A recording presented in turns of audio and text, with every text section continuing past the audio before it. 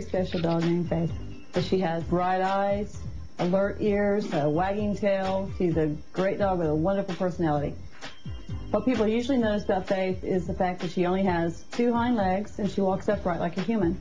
When people see Faith, everything stops. Faith has actually gained celebrity status because she's the only 2-legged dog in the world that we know of that walks bipedally. I became Faith's mom January the 21st of 2003.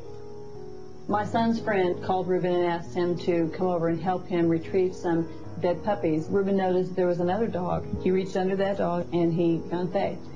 She was dirty and we could tell she needed help, and that was when I noticed that she didn't have any legs in the front.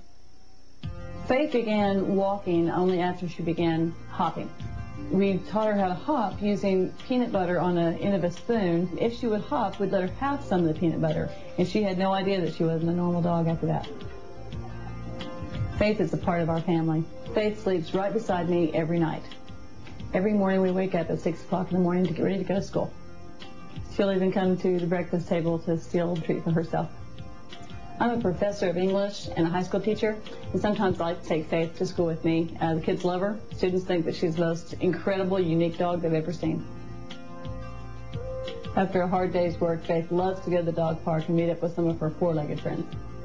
She always puts a smile on their face. When I take Faith for a walk, she walks right beside me. Everyone who sees Faith, they can't take their eyes off her.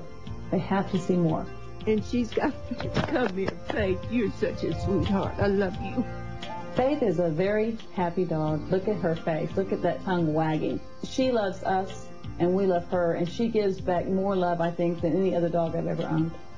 Faith may only have 2 legs, but she has a big heart. Ladies and gentlemen, welcome Jude and Faith to the show.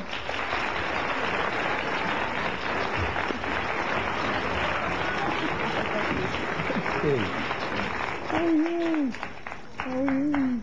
How are you doing? She's gorgeous. Talk. Where did you find her? Well, we didn't actually find her. My son's friend's dog had puppies, and Reuben rescued her from her own mother.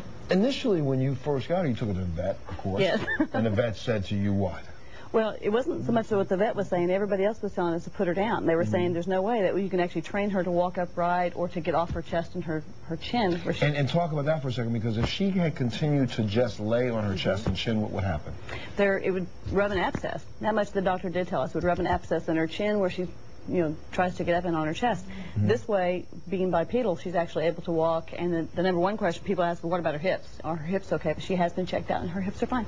But, okay, so now how did you teach her to do this? Because this is not natural for a dog. No, it's not. And right. and I would have to say supernaturally. We prayed about it a lot, and of course we did work with her. But we actually taught her to hop. It was one of our other dogs who taught her to run.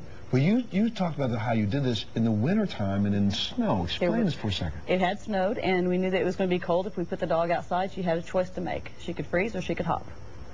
So, but I wouldn't have left her there. No, I know. Of course. So you put her out in the snow, and then she also used the snow to kind of balance herself a little bit. We don't like to tell people the story, but we did use actually a skateboard at one point, and she fell off a few too many times, and so we tried strapping it to her. We tried all kinds of different ways to show her, movement, show her what it meant to move, what the benefits of movement would be. So when we did put her out in the snow, and she did have to stand up like a rabbit, we were able to get her to hop 1 time and reward her, hop 2 times and reward her, and then she realized that, hey, if I hop, I'm going to get rewarded. Gotcha. So, and then what after the hopping though? Let's like strong along. Yo, what's up? What's up? How you doing? How do you? What's it? Yeah. Yo, what's up? Tell us about the book.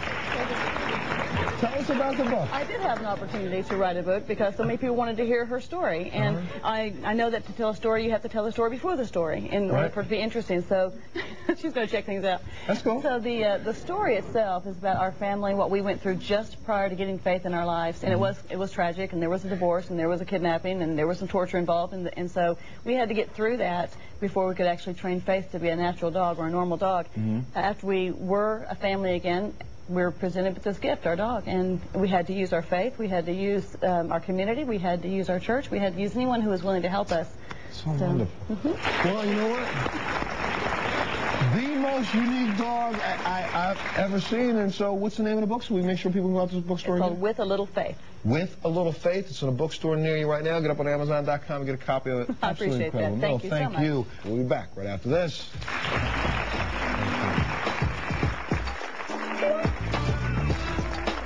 I went out in my pajamas, barefoot.